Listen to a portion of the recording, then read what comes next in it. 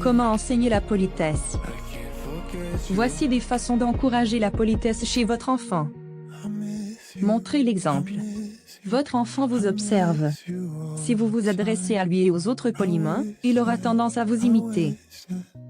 Félicitez votre enfant lorsqu'il fait spontanément preuve de politesse. Faites des jeux de rôle qui vous amènent à utiliser des formules de politesse. Jouez au restaurant et à l'épicerie, par exemple.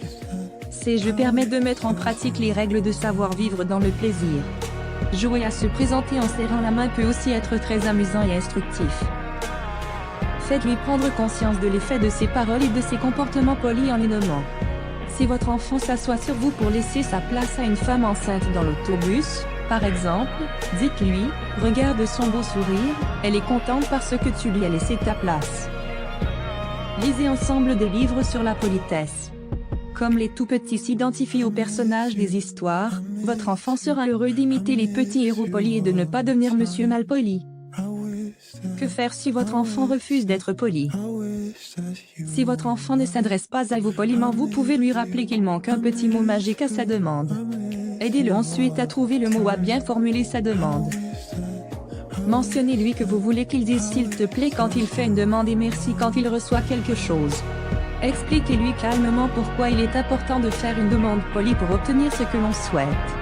N'oubliez pas d'utiliser ces mots avec votre enfant pour donner l'exemple. Si votre enfant ne veut pas embrasser grand-maman pour la remercier de son cadeau, c'est peut-être parce qu'il a peur de se faire bécoter sans fin. Demandez-lui de la remercier poliment en disant merci, mais évitez de l'obliger à faire un bisou. Certains enfants ne sont pas à l'aise avec les bisous et les câlins, et il est important de les respecter. Dites-lui qu'un bec soufflé pourrait aussi faire plaisir à grand-maman. Si votre enfant refuse de saluer quelqu'un, votre enfant peut être mal à l'aise ou timide en présence d'une nouvelle personne, comme un voisin ou un commis au magasin. Si on lui dit bonjour et que votre enfant refuse de saluer la personne en retour, vous pouvez l'inviter à dire bonjour.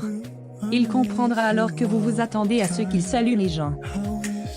Quand vous serez seul avec votre tout-petit, expliquez-lui que même quand on ne connaît pas une personne, c'est gentil de lui dire bonjour quand on la rencontre.